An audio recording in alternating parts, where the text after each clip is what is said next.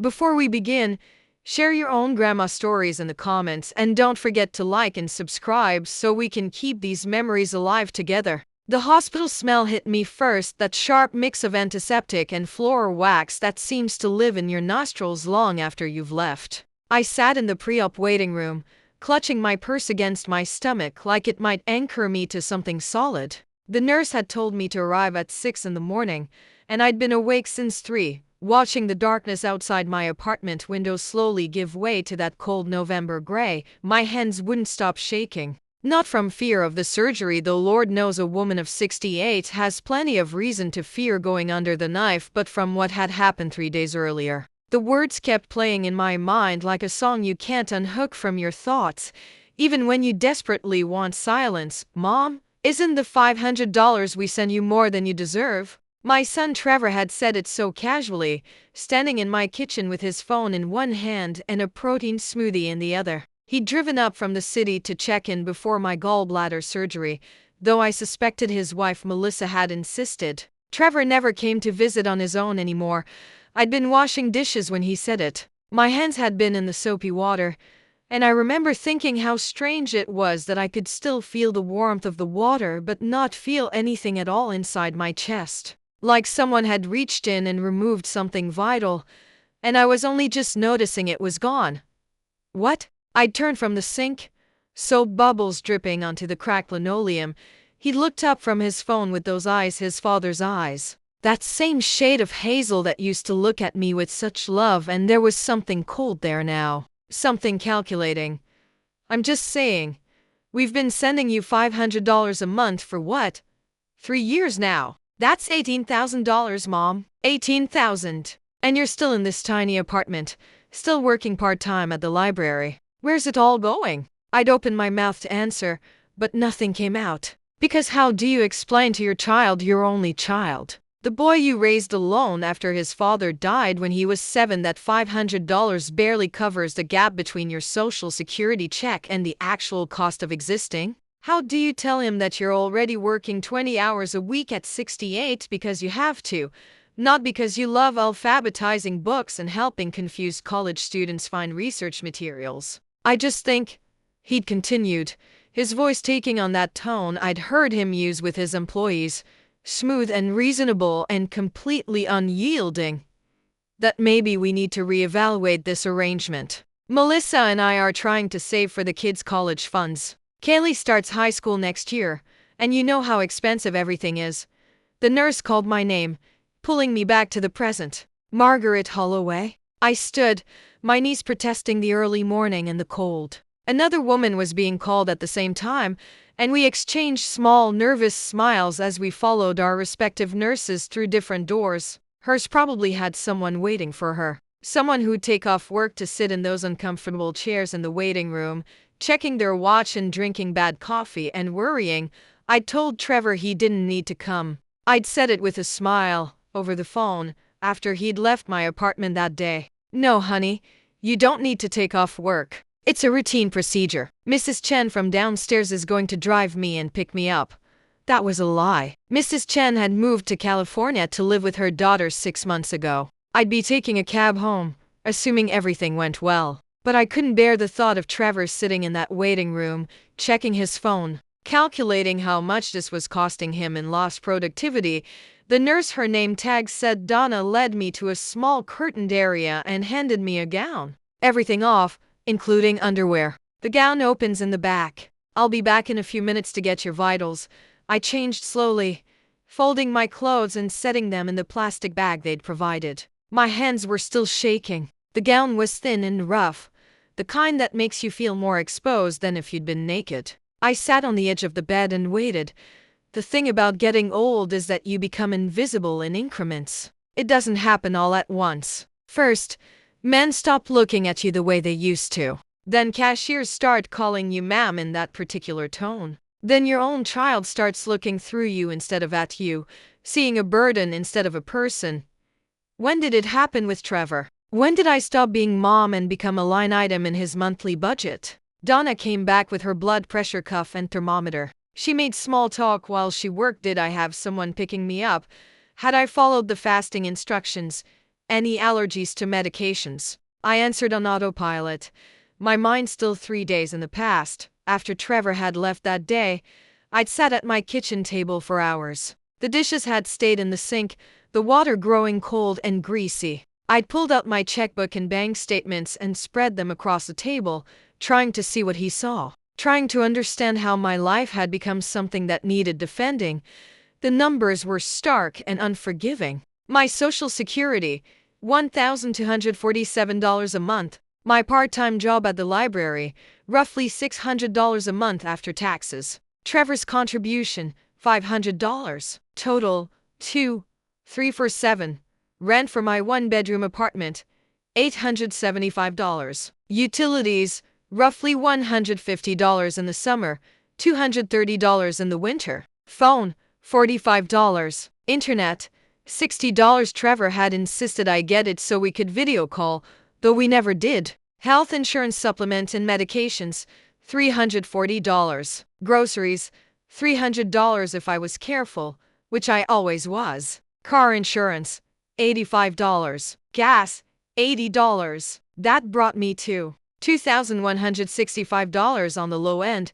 That left $182 for everything else. Clothes, toiletries, the occasional repair to my 20-year-old Honda, birthday presents for my grandchildren, the small donations I tried to make to the church, the emergency savings account that never seemed to grow because there was always an emergency. I'd sat there looking at those numbers until the streetlight outside my window flickered on, and I'd thought, this is what my life amounts to. This careful, sparse math. This constant calculation of what I can and cannot afford. And my son thought I was getting more than I deserved. Your blood pressure's a little high, Donna said, frowning at the reading. Are you feeling anxious? A little, I admitted. That's completely normal. Dr. Morrison is excellent. You're in good hands. I nodded, but my throat felt tight, because the truth was, I wasn't afraid of the surgery. I was afraid of waking up after it, of going back to my apartment alone, of the long recovery that Trevor had said would be no big deal because gallbladder surgery is laparoscopic now, Mom. You'll be up and around in no time.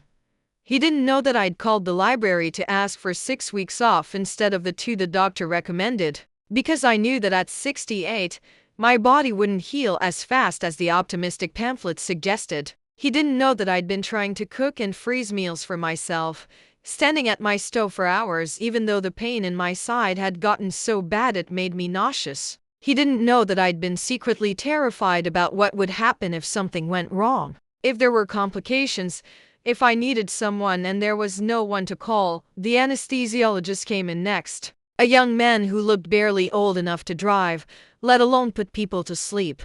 He explained the procedure in a cheerful voice, asked me the same questions Donna had asked, and told me I'd feel a little pinch when they started the IV.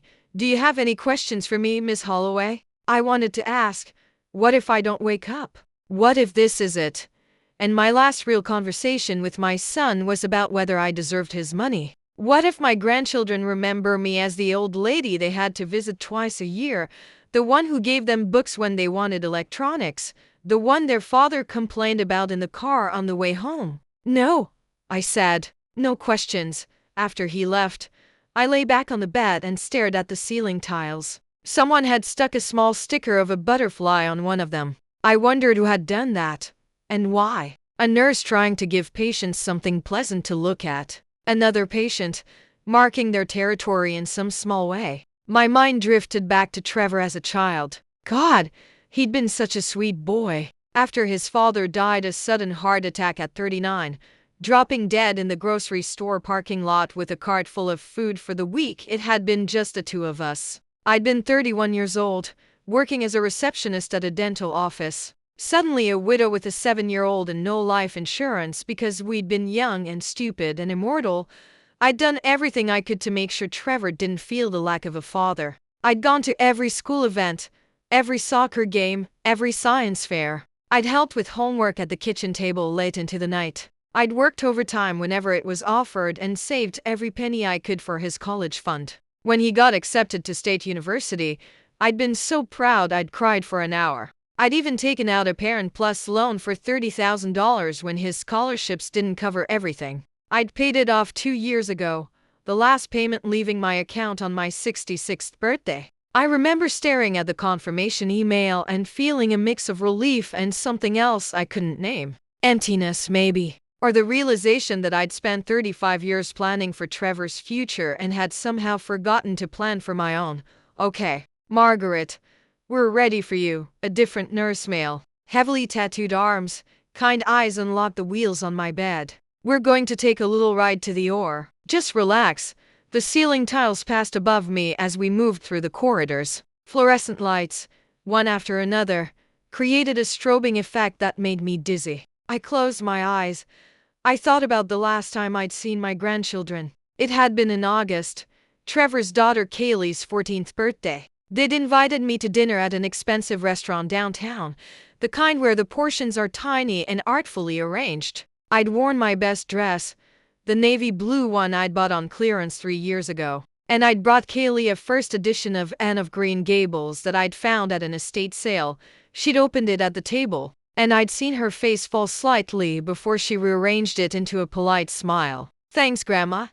It's a first edition, I'd said, hearing the pleading note in my own voice. From 1908. It's really quite valuable.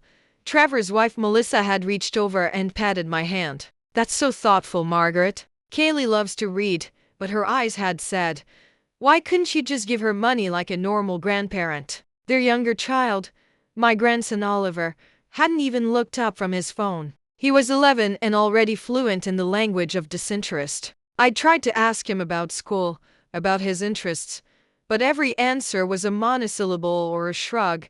I'd gone home that night and looked up the book's value online. It was worth $400, maybe more to the right collector. I could have sold it. I could have kept that money for myself. But I'd wanted to give Kaylee something meaningful. Something that might make her think of me when I was gone. Something more than just another birthday check that would vanish into her savings account without a trace. Here we are, the nurse said, stopping the bed. The ER team is going to take great care of you. The operating room was bright and cold. There were people in masks moving around, arranging instruments, checking monitors. Someone patted my arm. Someone else adjusted the 4-line. Margaret, can you count backward from 10 for me? A woman's voice, warm and professional. 10, I said. 9, 8. And then I thought of something I hadn't thought of in years. Trevor, maybe 8 years old, climbing into my bed during a thunderstorm. He'd been scared of storms after his father died, convinced that lightning would strike our house, that I would disappear too. I'd held him close and sung to him old songs my mother had sung to me. You are my sunshine. Dream a little dream of me. You won't leave me, right, Mom? He'd whispered into my shoulder. Never. I'd promised. I'll always be here for you. 7. I said, or tried to say, but the world was already going soft and dark. 6. I woke up slowly, swimming up through layers of thick, cottony fog. There were voices somewhere above me, distant and echoey. Something was beeping steadily. My throat hurt. She's coming around, someone said. I tried to open my eyes, but they felt glued shut. When I finally managed it, the light was too bright, and I closed them again. Margaret, can you hear me? Surgery went perfectly. You're in recovery now. I managed a small nod. My mouth was dry, and that throat pain was getting more specific. The breathing tube, I realized. I'd had a tube down my throat. Time moved strangely. I'd drift off and wake up, drift off and wake up. At some point, I was in a different room. A regular hospital room with a window showing the gray afternoon. There was an N4 in my arm and something that felt like a tight band around my middle. A nurse came in different from the others, an older woman with gray hair and a neat bun. Well, hello there. How are you feeling? Tired. I croaked. That's the anesthesia. It'll wear off. Your pain level on a scale of 1 to 10?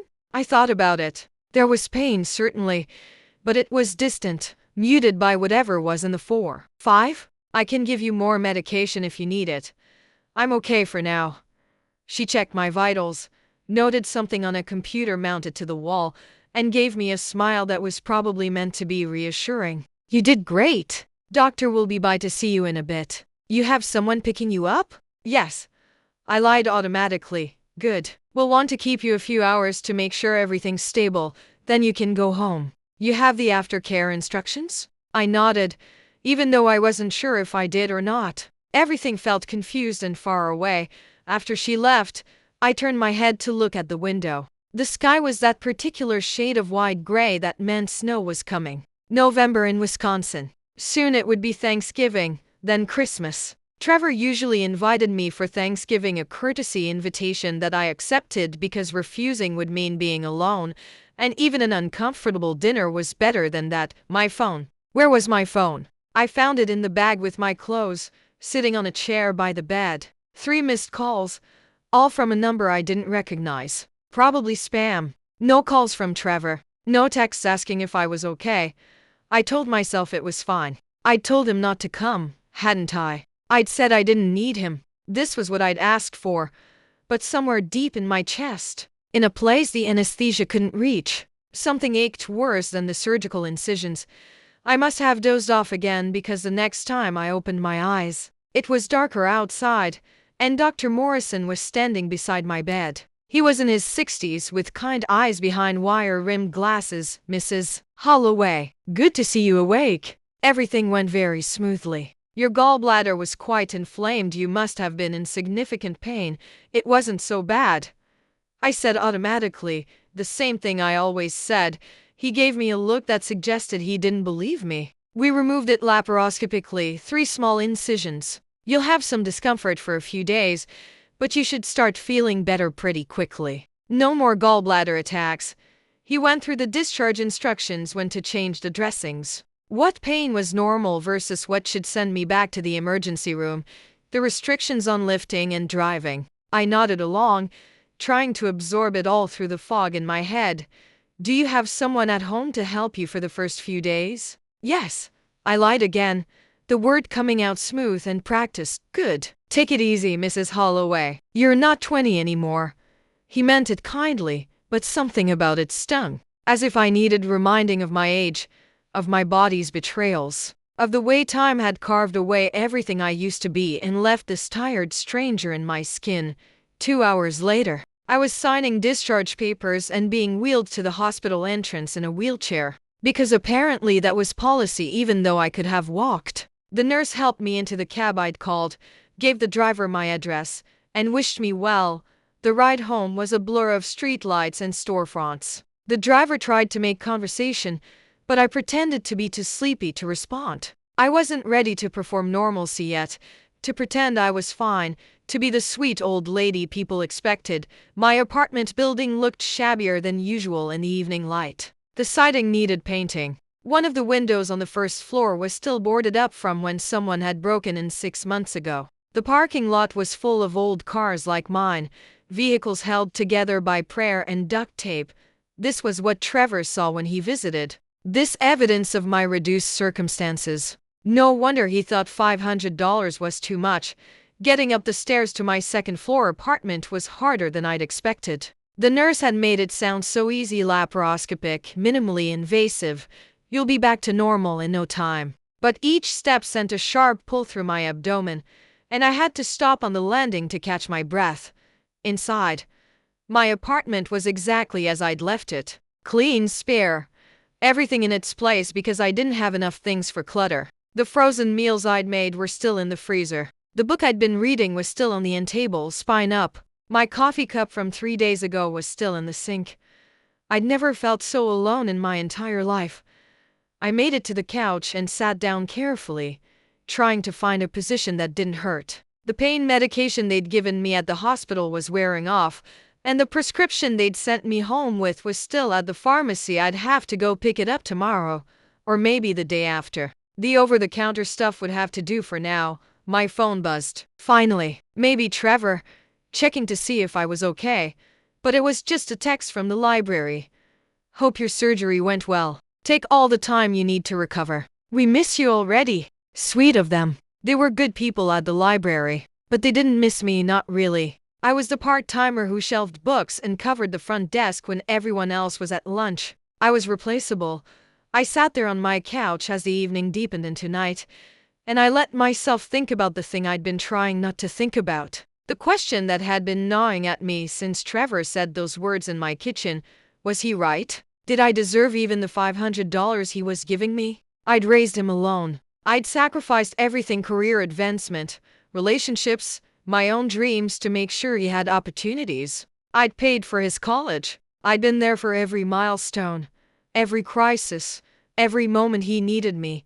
But did any of that create an obligation? Did being someone's mother, doing what mothers are supposed to do, mean they owed you something in return? I didn't want to think so. I wanted to believe that love was its own reward, that the joy of raising him had been enough. But sitting there in my sparse apartment, recovering from surgery alone, that belief felt thin and unconvincing. The truth was, I'd expected something different. Not gratitude exactly, but recognition maybe. An acknowledgement that I'd done my best, that the sacrifices meant something. I'd imagined that when I got old, when I needed help, Trevor would be there the way I'd been there for him. Instead, I'd become a burden, a line item, a cost to be optimized. My phone rang, making me jump.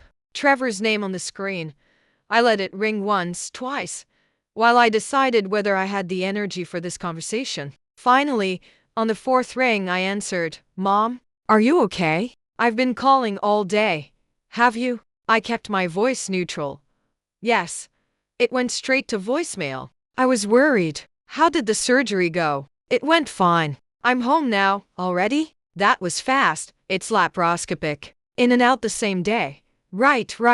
That's good. Are you feeling okay? Do you need anything? And there it was, my opening. I could tell him the truth. I could say, I'm in pain. I'm scared. I'm alone. I need help picking up my prescription. I need someone to check on me, to make sure I'm okay, to just sit with me so I don't feel so terribly alone. I'm fine, I said instead. Mrs. Chen is here. The lie came out so easily. Maybe because I'd been telling versions of it my whole life. I'm fine. It's no trouble. Don't worry about me. Oh, good. That's good. Listen, Mom, I wanted to apologize for what I said the other day. About the money. That came out wrong. My heart squeezed. It's okay. No, it's not. Melissa pointed out that I was being well. She used some choice words. The point is, we're not cutting you off or anything. The $500 continues. I worry, you know. I worry that you're not managing it well, that you might need more help with budgeting or something. Budgeting. As if the problem was my financial literacy and not the simple, brutal math of trying to live on too little. I'm managing fine, I said. Are you sure? Because if you need help, Trevor, I'm tired. Can we talk about this another time? Oh, yeah, of course. You just had surgery. Get some rest. I'll call you in a few days to check in, okay? Love you, Mom. Love you too. I hung up and sat there holding the phone, feeling nothing and everything all at once. He'd apologized. That should mean something. But all I could think was that he'd apologized because his wife had told him to, not because he'd actually understood why his words had hurt. And I'd lied to him again. Mrs. Chen is here. I'm managing fine. I'm okay. How many lies had I told over the years, all in service of making things easier for him? How many times had I swallowed my own needs, my own fears, my own loneliness, so he wouldn't have to worry? I was doing it still. Even now, even after everything, I was protecting him from the reality of who I'd become. The apartment was getting cold. I'd turned the heat down before I left for the hospital, another economy, trying to keep the utility bill low. I should get up and adjust the thermostat. I should eat something. I should take some pain medication and go to bed. Instead, I sat there on the couch, watching the darkness fill my windows, and let myself feel every bit of the loneliness I'd been denying for so long. The next few days were harder than I'd expected. The pain was manageable, but the exhaustion wasn't. I'd walk to the bathroom and need to lie down for an hour afterward. Making a sandwich felt like running a marathon. I did finally make it to the pharmacy, driving my Honda even though I probably shouldn't have. The pharmacist gave me a concerned look when she saw me shuffling up to the counter, moving like someone twice my age. You okay, honey? Surgery, I said shortly. You should be home resting. I will be. Soon as I get this filled, the prescription cost $85 even with my insurance. I handed over my debit card and watched my checking account balance drop to a number that made my stomach hurt worse than the incisions at home. I took the medication and slept for 14 hours straight. When I woke up, it was evening again. I'd lost a whole day. My phone showed 2 texts from the library asking if I was okay. One from the church about the upcoming Christmas bazaar. And nothing from Trevor. I heated up one of my frozen meals, chicken and rice. Bland and mushy from the freezer but edible. I ate it sitting on the couch, watching a game show where people won money for knowing trivia. The contestants were all young, energetic, delighted by their own cleverness. I felt 1,000 years old watching them. My mind kept returning to that conversation with Trevor. That one question.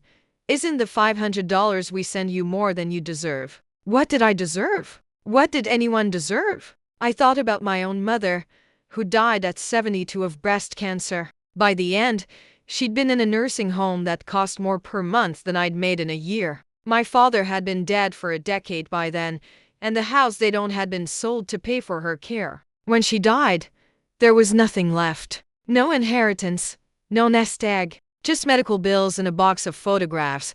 I'd been 42 when she died, Trevor 15. I remember thinking, I won't do that to him. I won't be a burden. I'll save money. I'll plan better. I'll make sure there's something left. But life has a way of eating savings. Trevor's college, even with loans. The new roof my house had needed. The time I was laid off from the dental office and spent 8 months finding another job. My own medical bills over the years. And then, at 62, having to sell the house because I couldn't afford the maintenance and property taxes on my Social Security alone.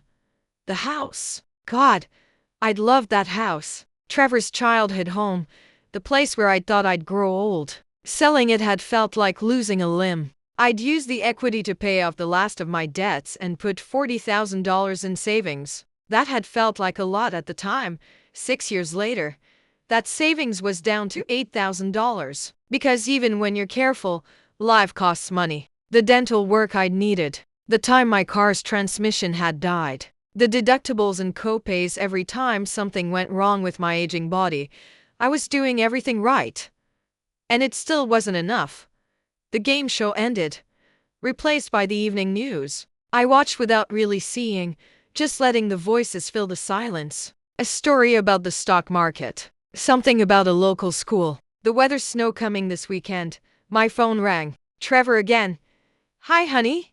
Hey, Mom. Just checking in. How are you feeling? Better. Still tired. That's normal, right? The tiredness? I think so. Good. Listen, Melissa wanted me to ask if you're planning to come for Thanksgiving. It was still 2 weeks away, but of course they'd want to know. They'd need to plan, to shop, to coordinate. I'd like to, I said carefully. If the invitation still stands, of course it does. Your family. He said it like it was obvious. Like the word family was simple and uncomplicated. We're doing it at our place this year. Melissa's parents are coming too. My heart sank slightly. Melissa's parents, Richard and Patricia, were nice enough people, but they were wealthy, nice people. Richard had been some kind of executive, retired now with a full pension and investments. They spent winters in Florida and summers at their lake house. They drove a Mercedes and wore expensive watches and always seemed vaguely puzzled by my existence, as if they couldn't quite understand how their successful son-in-law had come from such modest origins. That'll be nice, I said. We're thinking 1 o'clock. Can you make it by then? Of course. It was a 3-hour drive to their house in the suburbs. I'd have to leave by 9 in the morning. Earlier if the weather was bad. Great. I'll let Melissa know. She's making a turkey and ham, and her mom is bringing some sides. Can you bring a dessert maybe? Sure. What would you like? Anything's fine. You know we're not picky, but I did know. I knew that Melissa preferred fancy desserts, the kind you'd find in a bakery with French names. I knew that Patricia would bring something elaborate and store-bought and expensive. And I knew that whatever I made, however hard I tried, it would look homemade in a way that felt apologetic rather than charming. But I'd make something anyway. Maybe my apple pie, the recipe my mother had taught me. Trevor used to love it when he was a boy. Maybe he still did. somewhere under the successful businessman he'd become. Okay, I said. I'll bring something good. Thanks, Mom. Listen, I've got to run. Kaylee has orchestra practice, but I'm glad you're feeling better. Thanks for calling. After he hung up, I sat there thinking about Thanksgiving, about sitting at Trevor's dining room table with its fancy place settings, trying to make conversation with people who lived in a different world, about smiling and being pleasant and grateful, performing the role of the cheerful grandmother who wasn't a burden to anyone. I was already tired just thinking about it. The days passed slowly. I followed the doctor's instructions, rested, changed my dressings, took my medications. The pain gradually subsided from sharp and urgent to dull and persistent. I could move more easily, though I was still exhausted all the time. 10 days after the surgery, I went back to work at the library. The head librarian, Judith, had told me to take more time, but I couldn't afford it. My paycheck was hourly, and I'd already missed a week and a half. Margaret, are you sure you're ready? Judith looked concerned when I walked in for my shift. I'm fine, really, and I've been going stir-crazy at home. Well, nothing strenuous, just the front desk today. And if you need to sit down, you sit down. Thank you. It felt good to be back, actually, to have a purpose, a place to be. The library was quiet on a Wednesday afternoon, just a few students at the computers and elderly men reading newspapers. A young mother with twin toddlers in the children's section. I helped a college student find sources for a paper on the Civil War. I checked out books for the man with the newspapers. He came every week and always took out mysteries. I renewed a late book and waived the fine because the woman apologizing looked like she was about to cry, and I remembered what it was like to feel like even a small penalty was catastrophic. During a quiet moment, I found myself thinking about what Trevor had said, about the $500 and whether I deserved it. The word deserve was interesting. It implied a moral calculation, a weighing of worth. What made anyone deserve anything? I'd worked my whole life. I'd paid into Social Security for 47 years. I'd raised a child, contributed to society, tried to be kind and useful. But none of that seemed to matter when the math didn't work out, when the simple economics of being old and alone meant I couldn't survive on what I'd earned.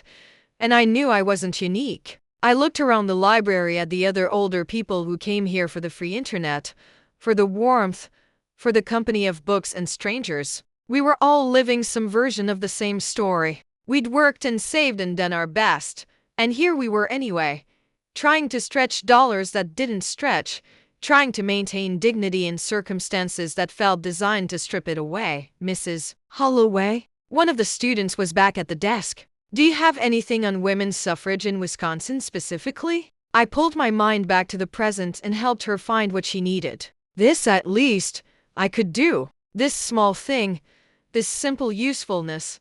When my shift ended, I drove home through the early darkness. November afternoons in Wisconsin were brief, the sun setting by 4:30. I'd never gotten used to it.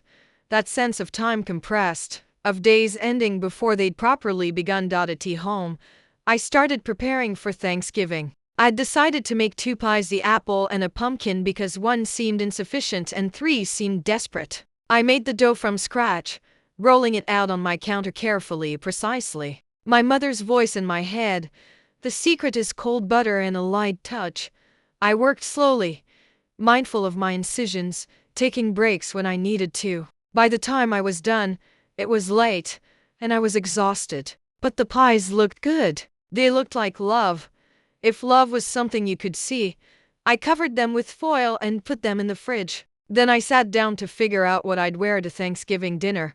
My wardrobe was limited. Most of my clothes were old, bought on clearance or from thrift stores. I'd long ago accepted that fashion was for people with disposable income, and that wasn't me. But I wanted to look nice. I wanted Trevor to be able to introduce me to Melissa's parents without that slight wince I sometimes saw. That tiny moment of embarrassment that his mother wasn't as polished as their friends' parents.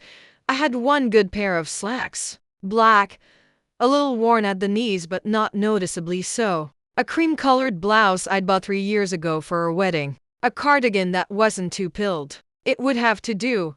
The week before Thanksgiving, Trevor called again. Hey mom, quick question. Do you need money for gas to get here? I know it's a long drive. And there it was again. That strange mix of consideration and what? Resentment? Obligation? I'm okay, I said. Thank you though. You sure? I know gas is expensive right now. I'm sure.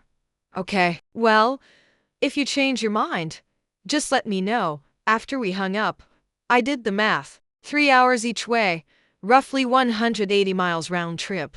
My Honda got about 28 miles per gallon. That was about 6.5 gallons, at roughly $3.2 a gallon. $21, give or take.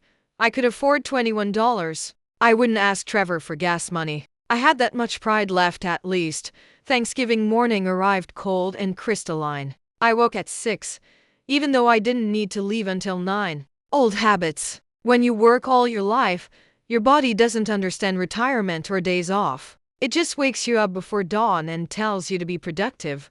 I showered carefully, mindful of my healing incisions. They were better now, just thin pink lines that pulled when I moved too quickly. I dressed in my chosen outfit and looked at myself in the bathroom mirror. An old woman looked back. When had that happened? In my mind, I was still 40, maybe 50. But the mirror showed 68 years of gravity and worry and time. My hair was gray, cut short because it was practical and cheap. My face was lined. My neck was creped.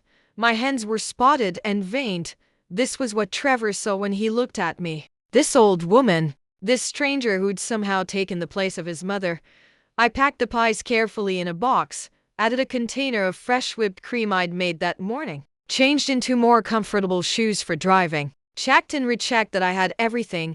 The drive to Trevor's house was uneventful. The roads were clear, the sky was blue, and the radio played a mix of holiday songs and commercials for Black Friday sales. I sang along to the ones I knew, my voice cracking on the high notes. Trevor and Melissa lived in a suburb north of Milwaukee, in one of those planned communities where all the houses looked expensive and similar. Their house was a colonial with a 3-car garage and a professional landscaping and one of those doorbell cameras that probably recorded me standing on the porch, holding my pies waiting.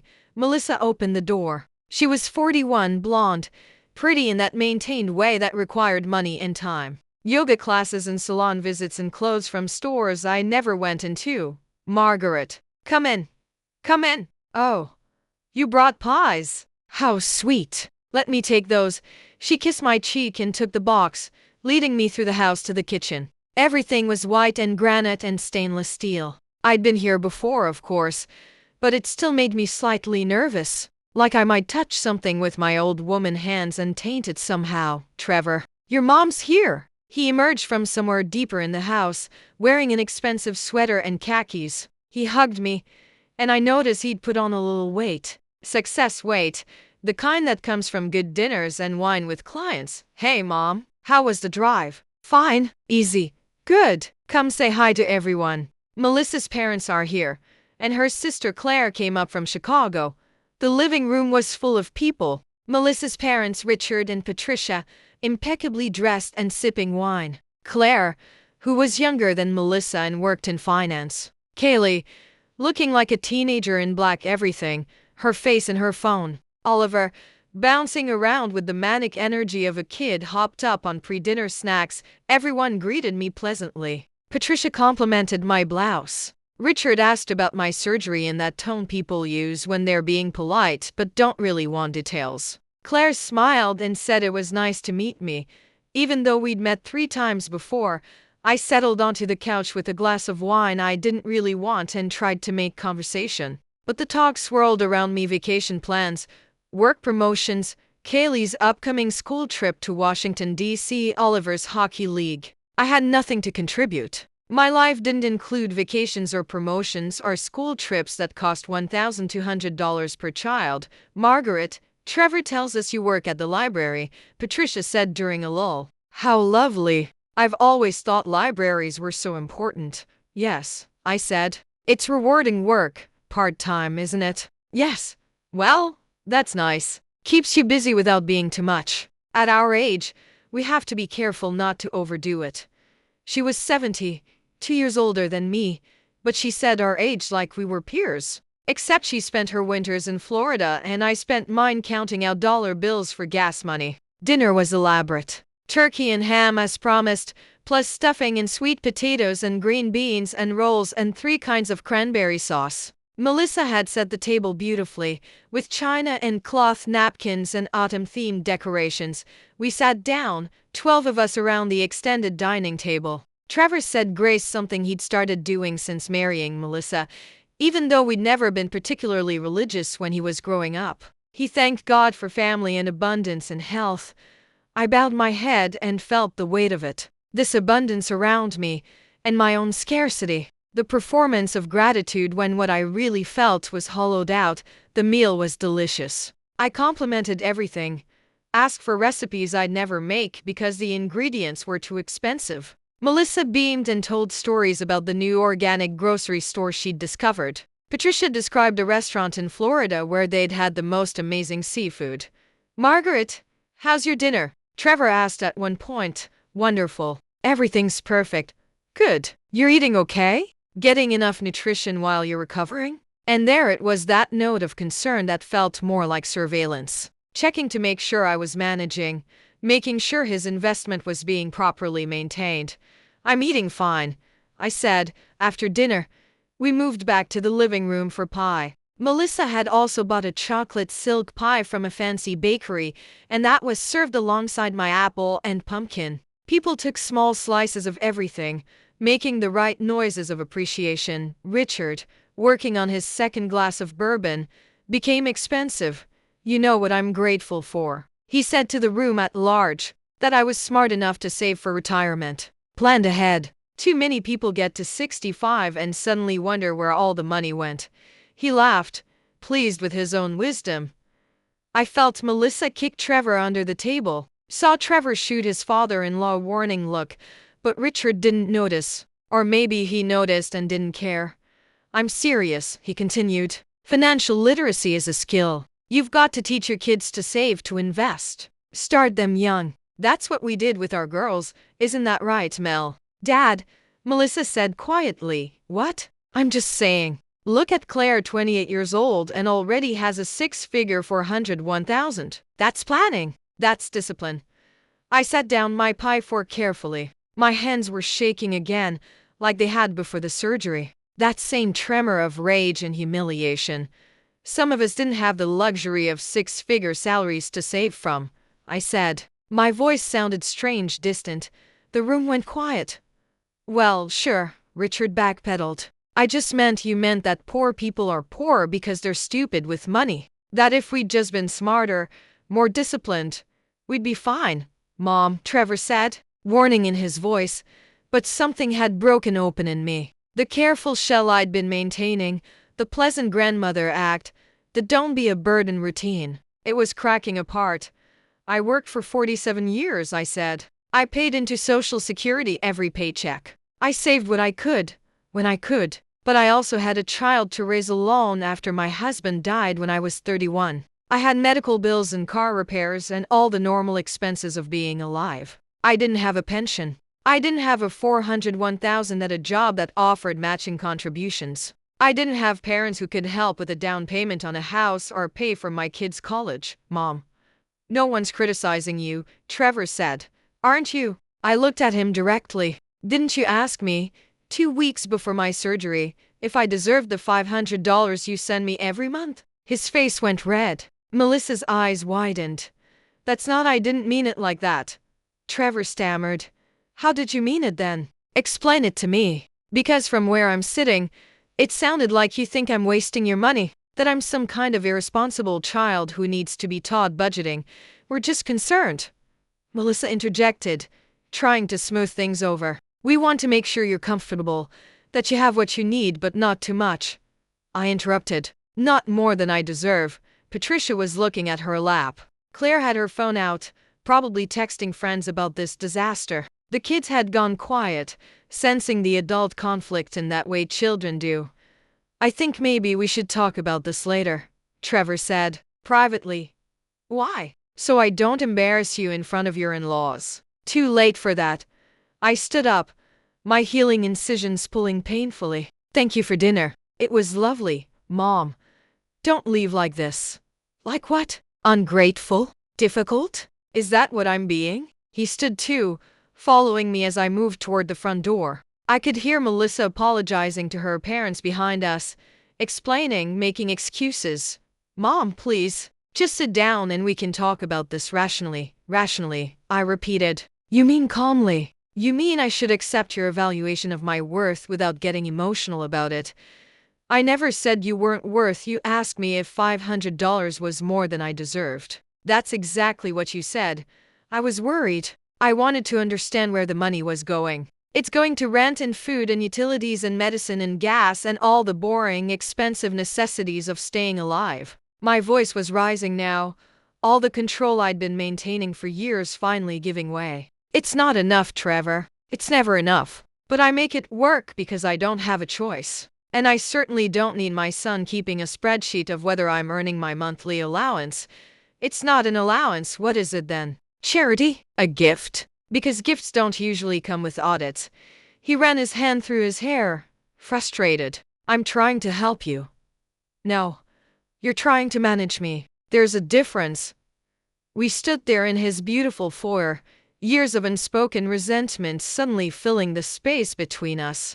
When did I become a burden to you? I asked quietly. When did I stop being your mother and become a problem you needed to solve? You're not a burden. Then why do you always sound so tired when we talk? Why do you calculate what you give me against what you think I'm worth? That's not fair. None of this is fair. That's my point. I opened the door. Cold November air rushed in. Mom, it's a 3-hour drive. You're still recovering from surgery. At least stay until tomorrow. I'm fine. Mom, I've been fine my whole life, Trevor. I've been fine through everything. I'll be fine now. I walked to my car, got in, and drove away without looking back. In the rearview mirror, I saw Trevor standing in the doorway, Melissa behind him. Then I turned the corner and they disappeared. I made it about 15 minutes before I had to pull over. I was shaking so hard I couldn't drive. I sat in the parking lot of a closed strip mall and let myself cry deep, wrenching sobs that made my incisions ache. All those years, all that effort, all that love. And it had come to this. Me driving away from my only family on Thanksgiving, alone in a 20-year-old car. Having just blown up one of the few relationships I had left, the worst part was, I didn't even know if I regretted it. I didn't go home. Instead, I drove to a nearby diner, one of those 24-hour places that serves breakfast all day and never turns anyone away. I ordered coffee and pineapple, not as good as mine, and sat in a booth by the window.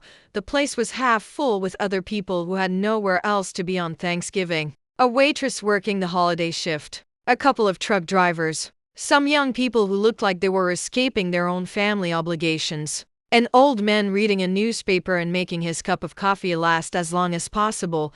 My people, I thought. The ones who didn't fit into Norman Rockwell paintings. My phone buzzed. Trevor calling. I silenced it. It buzzed again. A text. Mom, please call me. Let's talk. I turned off the phone. The waitress refilled my coffee. You doing okay, hon? Been better, I admitted. Rough holiday. Something like that. She nodded, understanding in her eyes. Those family gatherings can be tough. Everyone pretending to be happy.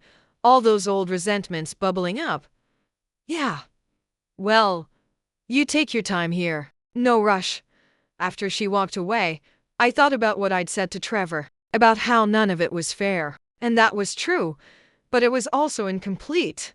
What was fair? Was it fair that some people were born into money and others weren't? Was it fair that I'd become a widow at 31? Was it fair that hard work and sacrifice didn't guarantee security? Was it fair that Trevor felt burdened by me, or that I felt diminished by his judgment? None of it was fair. But maybe fair wasn't the point.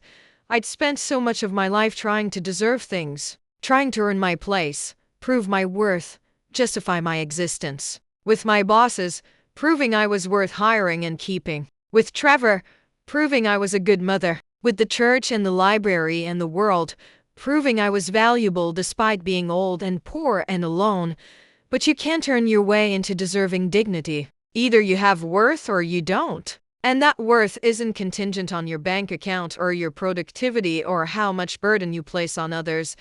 I thought about all the stories I'd heard over the years from other older people at the library, at the grocery store, at the bus stop. Stories of adult children who'd stopped calling, of nursing homes that were really warehouses, of people spending their last years alone, wondering what they'd done wrong, why their lives had narrowed to this. We'd all done our best. We'd worked and saved and raised families and contributed to society. And then we'd gotten old, and suddenly our worth was up for debate. Sitting in that diner, eating mediocre pie and drinking bitter coffee, I made a decision. I wasn't going to do this anymore. I wasn't going to perform gratitude for scraps. I wasn't going to pretend $500 was generous when it barely covered the gap in my expenses. I wasn't going to lie and say I was fine when I wasn't. If that made me difficult, ungrateful, a burden, well, maybe that was okay. Maybe I'd earned the right to be difficult after 68 years of being accommodating. I paid my check, left a big tip for the waitress who'd been kind, and drove home. The next few days were strange. Trevor called repeatedly. So did Melissa. I let them go to voicemail. I wasn't ready to talk, to be talked into apologizing, to have my entirely justified anger smoothed away with explanations and rationalizations. I did listen to the voicemails though. Trevor, sounding hurt and confused. Mom, I don't understand why you're so upset. Can we please just talk? Melissa, practical and concerned.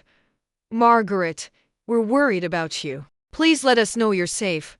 On Saturday, Trevor showed up at my apartment. I heard him knocking, heard him call my name through the door. I sat on my couch and didn't answer. Eventually, he left. He called again an hour later. This time I answered, Mom. What the hell? I drove 3 hours to check on you and you wouldn't even open the door. I didn't ask you to come. You're being ridiculous. Maybe. Mom, Trevor, I need some time. I need to think. About what? About everything. There was a long pause. Then, are you punishing me? Is this about the money? It's about the fact that you think it's about the money. That doesn't even make sense. I know. That's the problem. I hung up before he could respond.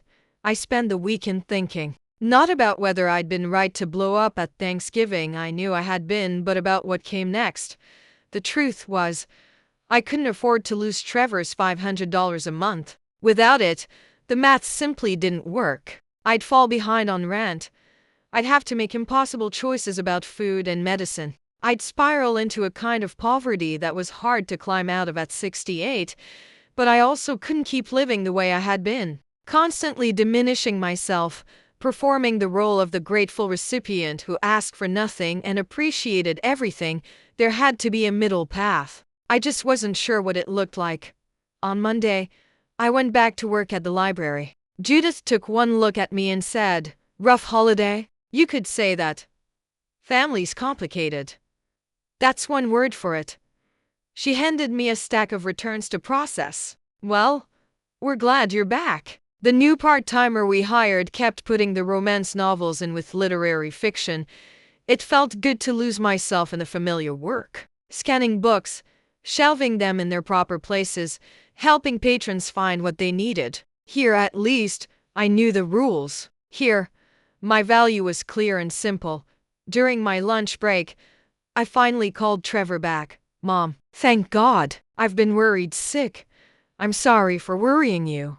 Are you okay? Can we talk about what happened? Yes, but I need you to really listen, okay? Not argue, not explain, not rationalize. Just listen. Okay. I took a breath. When you asked me if $500 was more than I deserved, it confirmed something I'd been feeling for a long time. That you see me as an obligation rather than as your mother. That my value to you is measured by my utility, by how little trouble I cause, by whether I'm managing the money you give me according to some standard I don't understand. Mom, that's not. You said you'd listen, right? Sorry. I know I'm not wealthy. I know I live in a small apartment and work part-time at the library and drive an old car. I know that compared to you and Melissa and her parents, I look like I've failed somehow. But I didn't fail, Trevor. I survived. I raised you alone. I gave you every opportunity I could. I'm still working at 68 because I have to, not because I want to. And I'm doing the best I can with what I have. I heard him breathing on the other end of the line. The $500 you send me isn't generous, I continued. It's necessary. It's the difference between me making my rent and not making it. And when you question whether I deserve it, what you're really questioning is whether I deserve to have a place to live, to eat, to exist. Do you understand that? I didn't think of it that way. I know. That's the problem. You thought of it as a budget line item. But it's my life. More silence. Then quietly, I'm sorry, Mom. I really am. I was stressed about money. And I took it out on you. And that wasn't fair. What are you stressed about? You have a good job. A nice house. Healthy kids. What could you possibly be stressed about? It's complicated. Melissa's been pushing to send Kaylee to private school. It's 30 grand a year. And Oliver needs braces. And our property taxes went up. And we're trying to save for the kids' college. It just feels like no matter how much we make, it's never enough. I almost laughed. Welcome to the world, son. I know it's not the same, it's not. But I understand feeling squeezed. I've felt that way my entire adult life. I never realized. When I was growing up, I just thought, I don't know. I thought we were doing okay. We were. Because I made sure you never saw me worry about money. I made sure you had what you needed. That was my job, but you sacrificed so much. That's what parents do. He was quiet for a long moment. Then, what can I do? How do I fix this? And that was the question, wasn't it? How do you fix a lifetime of accumulated misunderstandings, of diverging realities, of love that had somehow become transactional? I don't know if you can fix it, I said honestly. But you could start by seeing me as a person, not a problem. You could stop auditing my life and just be my son. I am your son. Then act like it. Call me because you want to talk to me, not because you're checking up on me. Come visit because you miss me, not out of obligation. And for God's sake, stop questioning whether I deserve basic help from my own child. The $500 continues, he said firmly. No questions asked. I'm sorry I ever made you feel like it was conditional. Thank you. And Mom, I do miss you. I know I don't show it well. But I do. My throat felt tight. I miss you too, honey. After we hung up, I sat there with my phone in my hand, feeling like something had shifted but not quite knowing what. The conversation had helped, but it hadn't solved anything fundamental. The problem was bigger than Trevor. Bigger than our relationship. It was a problem of how we treat people who get old, who stop being productive in the ways that capitalism values. A problem of a society that measures worth in dollars and dismisses anyone who can't keep up. But at least Trevor was trying to understand now. That was something. December arrived with snow and cold and the relentless cheer of the holiday season. The library put up decorations, a tree in the corner, tinsel around the front desk, a banner saying season's greetings. I helped Judith arrange a display of holiday books and tried to feel festive. Trevor called more often now. Not every day, but a few times a week. We talked about small things, mostly his work, the kids' activities, what I was reading. He didn't ask about my finances. I didn't mention them. 2 weeks before Christmas, he called with an invitation. Mom, we're having a small Christmas Eve dinner. Just us, none of Melissa's family. Would you want to come? Stay over, spend Christmas morning with us? I thought about it, about whether I was ready to sit at their table again, to navigate that space where I felt simultaneously welcome and out of place. Please? He added, the kids want to see you, and I want to see you, okay? I said, I'll come. Really? Really? That's great. Thank you, Mom.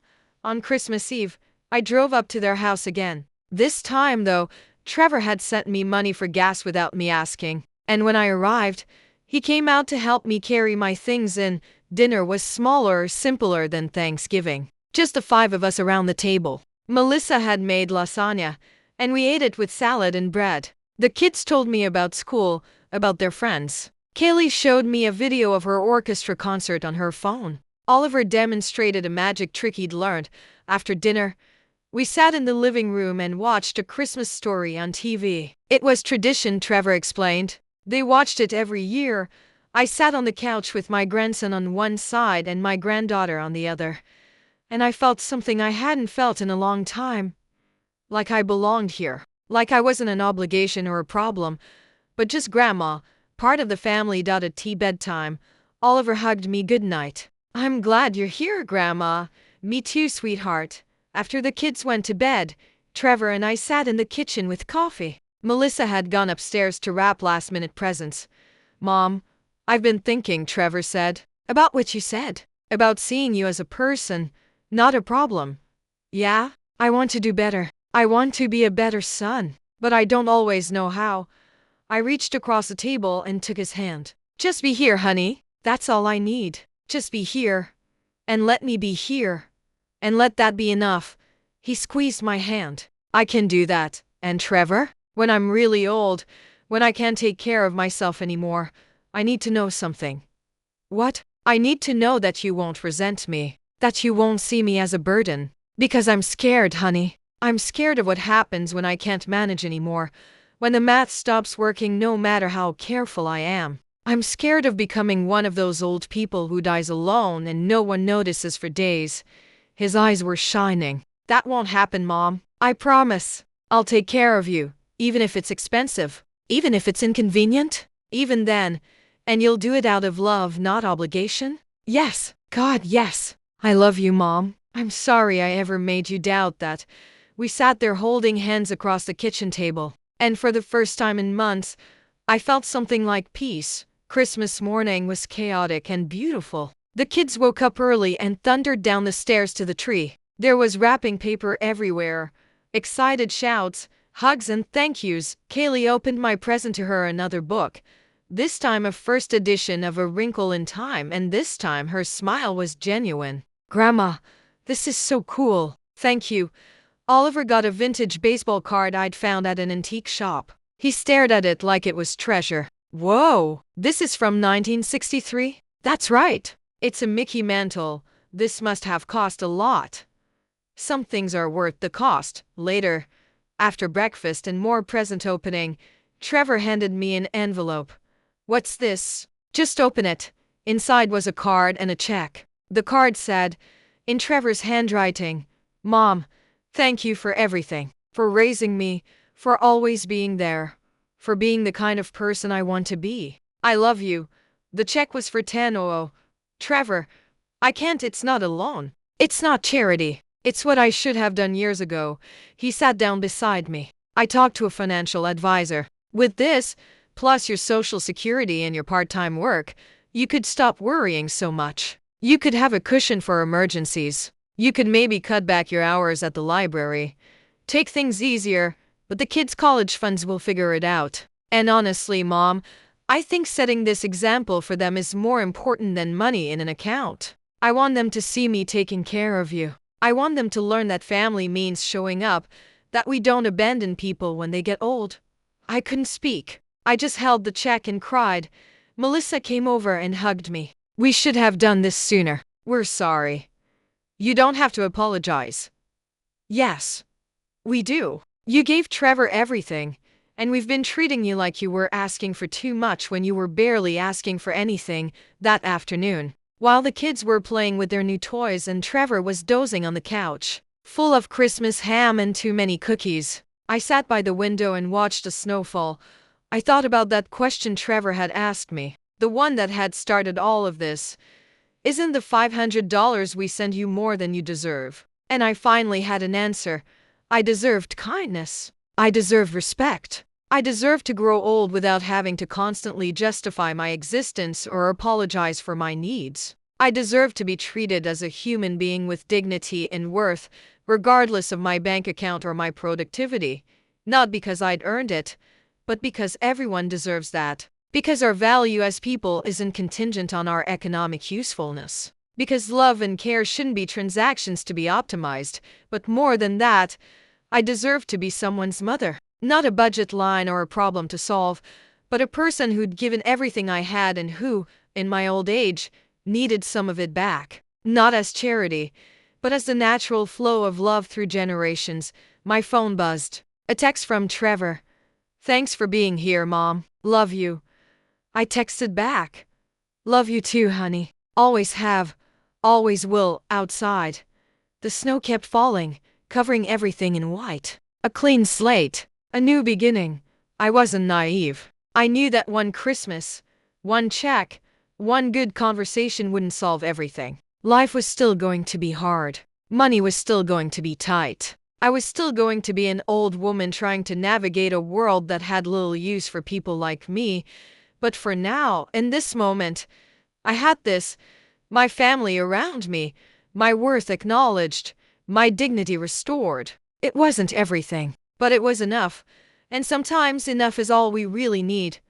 Later that evening, after the excitement had died down and the kids were watching a movie, I found myself back in the kitchen with Trevor. He was making hot chocolate, stirring milk on the stove while I sat at the island watching him. "Do you remember," I said, "when you were little and scared of thunderstorms?" "Yeah, I'd climb into bed with you. You asked me once if I'd ever leave you. And I said never, that I'd always be here for you." He turned from the stove, wooden spoon in hand. "I remember. I meant it, you know. Even when things were hard between us, even when I was hurt and angry, I never stopped being here for you.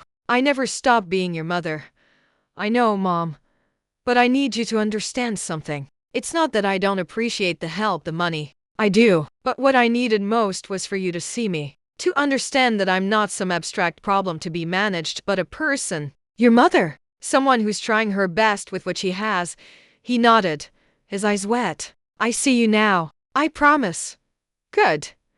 I smiled. "Because I'm not going anywhere. You're stuck with me. I'm counting on it."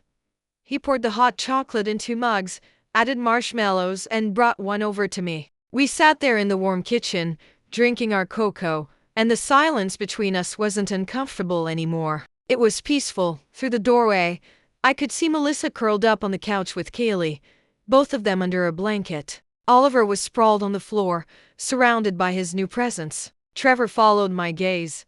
"They love you, you know. The kids. I love them too." Kaylee was so upset after Thanksgiving. She said she didn't understand why you left, why everyone was fighting. "What did you tell her?" "The truth. That I'd hurt your feelings, that I'd taken you for granted, and that you were right to be angry with me." "You said that?" "Yeah, and I told her that when you love someone, you have to show them, not just say it. That you have to pay attention to what they need and try to be there for them. That's good advice. I learned it from you." We finished our cocoa in companionable silence. Then Trevor said, "Mom, can I ask you something?" "Of course." "Do you ever regret it? Raising me alone, working so hard, sacrificing so much?" I thought about it carefully. About the years of struggle, the constant worry, the dreams I'd set aside. About the ways my life had been shaped and constrained by single parenthood and financial stress. "Honestly," I said, "sometimes I wonder what my life might have been like if things had been different. If your dad had lived, if I'd had more money or more opportunities." "But regret?" "No, you were the best thing I ever did, Trevor. Even when things are hard between us, even when I'm frustrated or hurt, I've never regretted you." He came around the island and hugged me tight. "Thank you. For everything. For all of it." "You're welcome, honey." When he pulled back, he was smiling through tears. "You know what? Next year, for Thanksgiving, we're doing it at your place." "My place?" "Trevor, my apartment is tiny. We'd be on top of each other, so we'll make it work. We'll bring the food. You just have to host. I want the kids to see where I grew up, where you live now. I want them to understand your life better." "Okay," I said, surprised by how much that meant to me. I'd like that. The rest of Christmas passed in a blur of warmth and laughter. We played board games. We watched more movies. We ate too much and talked about everything and nothing. And for those 2 days, I wasn't poor Margaret, the burden, the mother who needed managing. I was just mom, grandma, part of the family. On December 26th, when I got ready to drive home, the whole family came out to see me off. Kaylee gave me a long hug. "Thanks for the book, Grandma." I'm already halfway through it. You'll have to tell me what you think when you're done. Oliver handed me a drawing he'd made, a stick figure family that included me. This is us, he said proudly. It's perfect. I'll hang it on my fridge. Melissa hugged me too. Please come back a continuation. Don't wait for holidays. I won't. And Trevor, walking me to my car, put his arm around my shoulders. Drive safe, Mom. Text me when you get home. I will. And Mom, thank you for giving me another chance. Always, honey. That's what mothers do. The drive home was easier than the drive up had been. The roads were clear, the sky was blue, and I felt lighter somehow, like I'd been carrying something heavy for a long time and had finally set it down. When I got back to my apartment, it didn't look quite as shabby as it had before. It was still small, still spare, but it was mine, and soon it would host my family. That thought made me smile.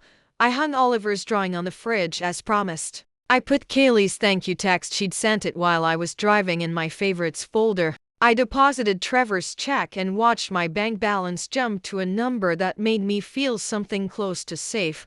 Then I made myself a cup of tea and sat by the window, watching the winter afternoon fade into evening. And I thought about the story I'd just lived through. It wasn't a perfect ending. My life was still hard. Money was still tight, even with the cushion Trevor had given me. I was still old, still alone most of the time, still navigating a world that would rather I was invisible.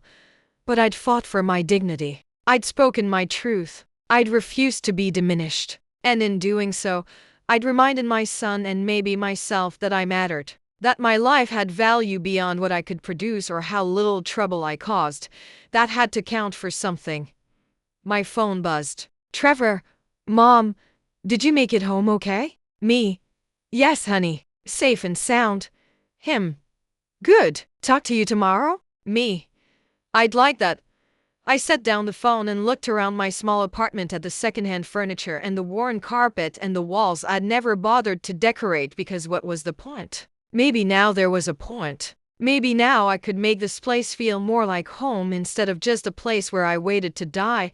I was 68 years old. If I was lucky, I had maybe 15, 20 more years. That was nothing in the grand scheme of things. But it was also something. It was enough time to matter, to be loved, to have purpose.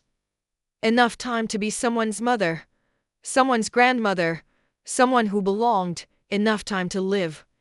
And so that's what I decided to do. Not just survive, not just get by, but actually live. Whatever that meant at 68 with a small budget and an aging body and a complicated relationship with my only child. I'd figure it out. One day at a time. One small choice at a time. Starting tomorrow. But tonight, I'd just sit here with my tea and Oliver's drawing and the memory of Kaylee's genuine smile and Trevor's promise to do better. Tonight, that was enough. It was more than enough. It was everything.